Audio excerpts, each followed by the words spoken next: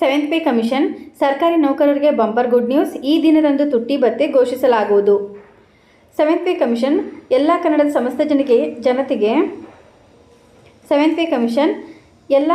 ಸಮಸ್ತ ಜನತೆಗೆ ಕೇಂದ್ರ ನೌಕರರಿಗೆ ಸಂತಸ ಸುದ್ದಿ. ಅವರ ಕಾಯುವಿಕೆ ಮುಗಿದಿದೆ. ಜುಲೈ 2024ರಿಂದ ಜಾರಿಗೆ ಬರಲಿರುವ ಡಿಎ ಹೆಚ್ಚಳದ ದಿನಾಂಕವನ್ನು ದೃಢೀಕರಿಸಲಾಗಿದೆ.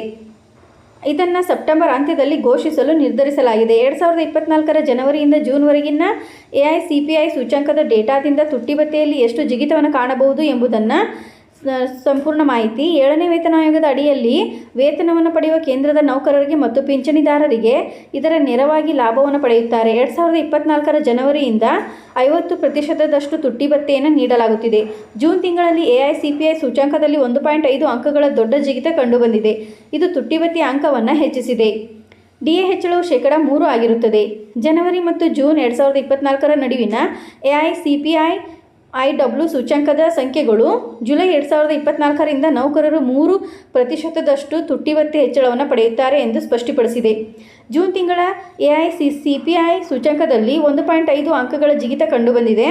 ಮೇ ತಿಂಗಳಲ್ಲಿ 139.9 ಅಂಶಗಳಷ್ಟಿದ್ದು ಈಗ 141.4ಕ್ಕೆ ಏರಿಕೆಯಾಗಿದೆ.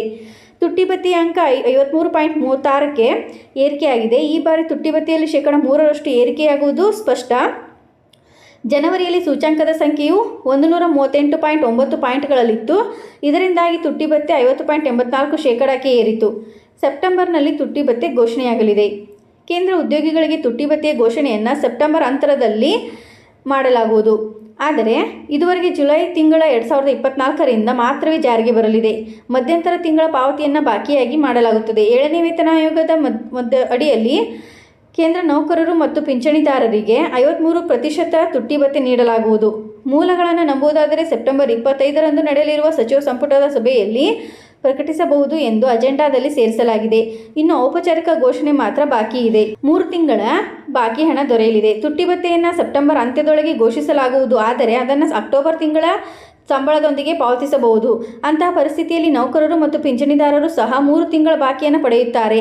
ಈ ಬಾಕಿಯು ಹಿಂದಿನ ತುಟ್ಟಿ ಭತ್ಯೆ ಮತ್ತು ಹೊಸ ತುಟ್ಟಿ ಭತ್ಯೆಯ ನಡುವಿನ ವ್ಯತ್ಯಾಸವಾಗಿರುತ್ತದೆ. ಇಲ್ಲಿಯವರೆಗೆ 50% ಡಿಎ ಮತ್ತು ಡಿಆರ್ ಪಡೆಯಲಾಗುತ್ತಿದೆ. ಈಗ ಅದು 53%ಕ್ಕೆ ಏರಿಕೆಯಾಗಲಿದೆ. ಅಂತಹ ಪರಿಸ್ಥಿತಿಯಲ್ಲಿ 3% ಬಾಕಿ ಪಾವತಿಸಲಾಗುವುದು. ಇದು ಜುಲೈ, ಆಗಸ್ಟ್ ಮತ್ತು ಸೆಪ್ಟೆಂಬರನ್ನು ಒಳಗೊಂಡಿರುತ್ತದೆ. ತುಟ್ಟಿ ಭತ್ಯೆ ಶೂನ್ಯವಾಗಿರುವುದಿಲ್ಲ. ನೌಕರರ ತುಟ್ಟಿ ಭತ್ಯೆ ಶೂನ್ಯವಾಗಿರುವುದಿಲ್ಲ. ತುಟ್ಟಿ ಭತ್ಯೆ ಲೆಕ್ಕಾಚಾರ ಮುಂದುವರಿಯಲಿದೆ.